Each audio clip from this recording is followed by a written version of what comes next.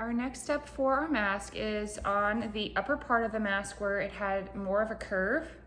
So there's more of the curved edge. We're going to be clipping this lower curve, just like we did the each separate piece. So we're gonna take our scissors and we're going to, again, clip to the stitch, but not through the stitch. And we only really need to do this on the curved part, so you don't have to do this along the entire edge, just really the curve. All right, we're gonna do one more here. And then I like to, again, flip it and go again at an angle with each of those clips I made so that I get more of that jagged zigzag pattern.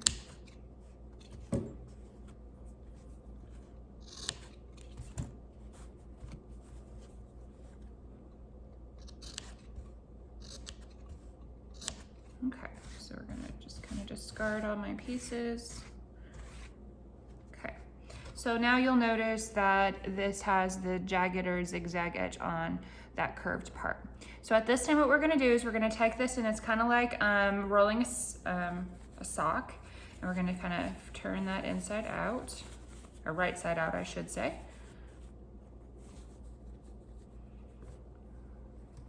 Okay. So you can kind of see that you now essentially have the makings of a face mask. Nice seamed edges, so there's nothing raw edges, no raw edges there. We're gonna take care of these in just a moment. Before we do that, we do need to press. So in order to press, you'll wanna make sure that you are kind of pulling all of the fabric out at the seams to make sure you don't have any fabric kind of gapped in there. And we're gonna take our iron and press that. Just work with a little bit at a time. So you'll notice here it's kind of got a little bit of an edge sticking out. We just want to make sure we grab right on that seam and kind of adjust our fabric to make sure we can press that seam flat. We're going to go along the entire length of that.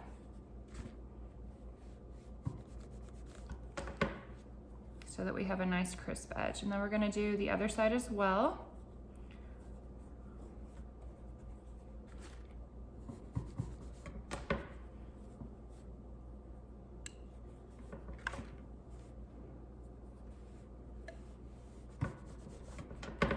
We're gonna get this last side pressed.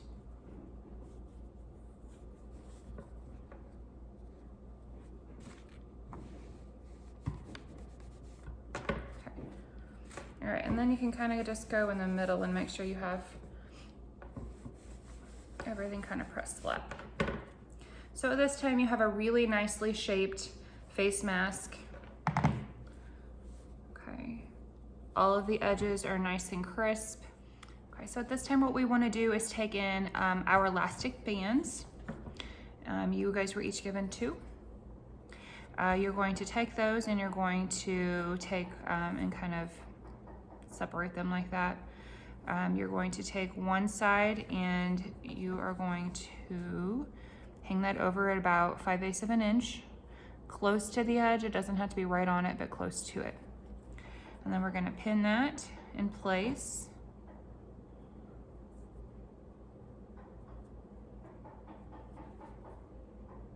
Okay, and then we're going to take that, we're going to take the other end and go to the other side.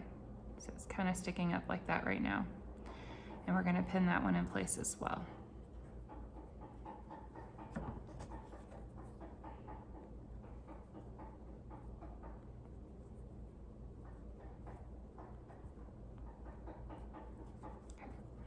So it's going to kind of look like this. Okay, you've got your both of your ends pinned in. Your elastic's kind of sticking up like that. Okay, we're going to do that to our other side. Again, about 5/8 of an inch in.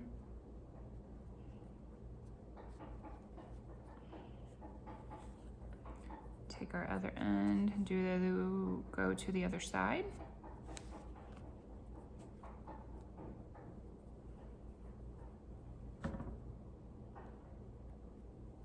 And at this time, we're going to take that to, again, it looks like this. We're going to take that to the sewing machine. To sew this elastic in, we're going to do what's called a top stitch.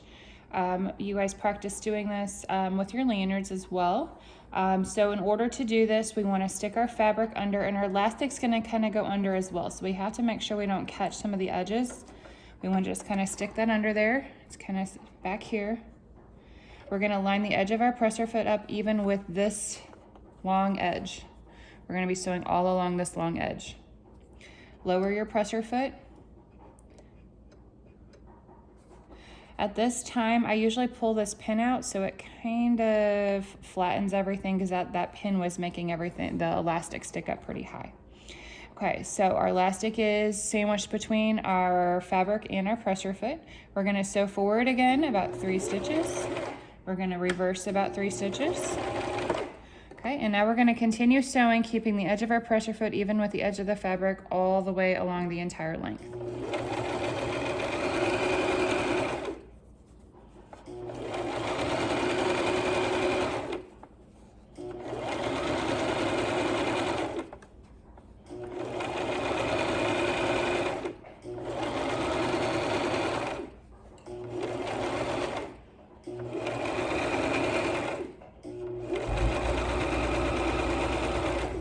Get to our other side and our elastic's there, we're going to again sew through this end. We're going to get a little closer.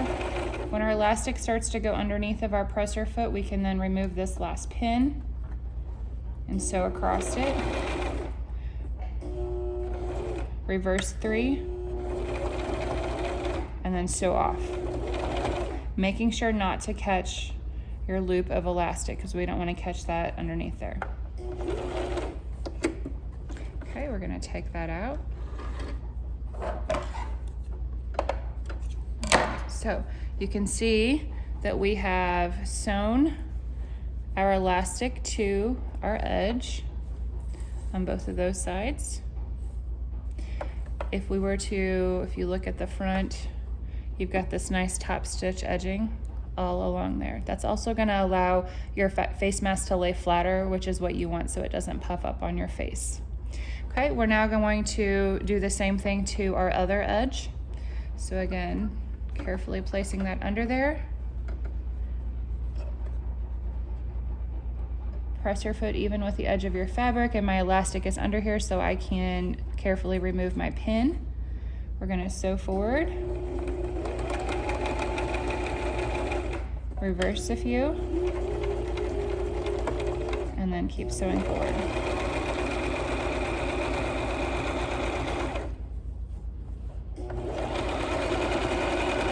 And as you sew, you do want to make sure that you're keeping your seam pressed. So you might have to kind of push some fabric out of the way. I just use my fingers to kind of feel that and make sure that there's no fabric being bunched up.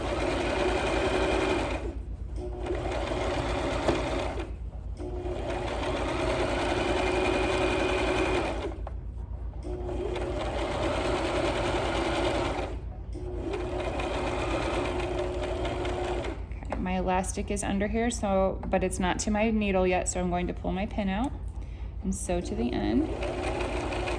Reverse a few, and then sew off the edge.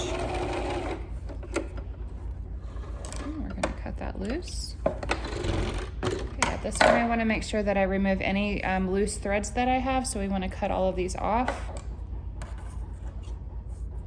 I'm going to make sure we go around our entire thing and do that.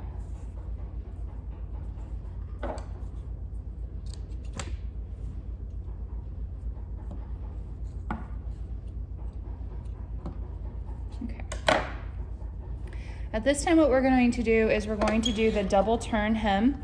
This was one of the seams that you had to practice in class on your seam sample packet.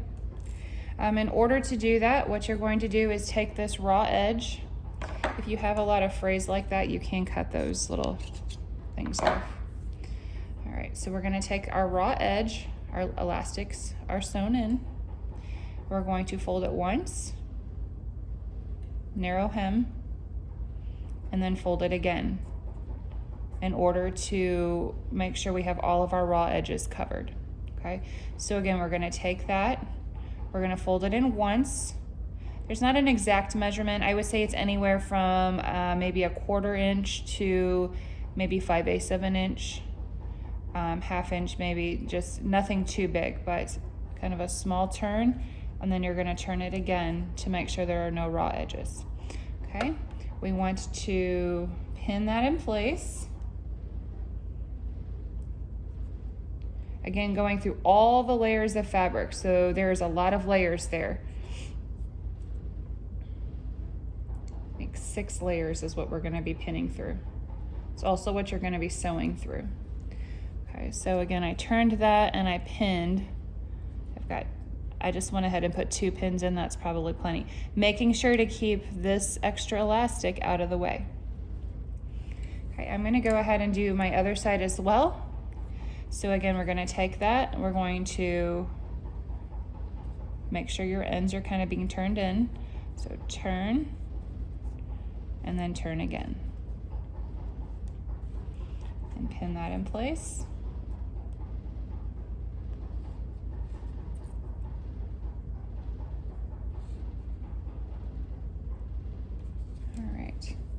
So at this time, we now have the 2 pins on that side, the 2 pins on that side, and we're going to sew straight across from this end to this end. Same on this side. I'm going to tell you this is going to be a really, really thick layer to sew through. Couple things you'll need to pay attention to is make sure your this elastic here stays out of the way. So you're going to push this underneath here.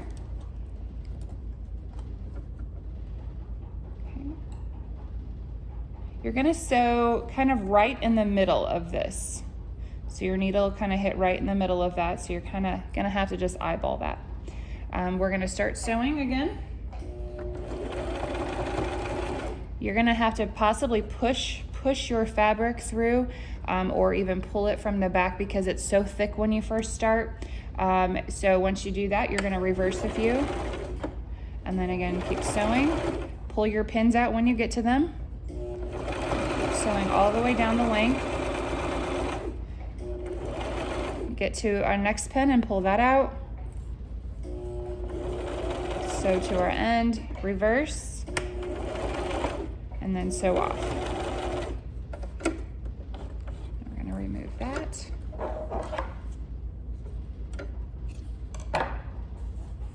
Cut our extra threads.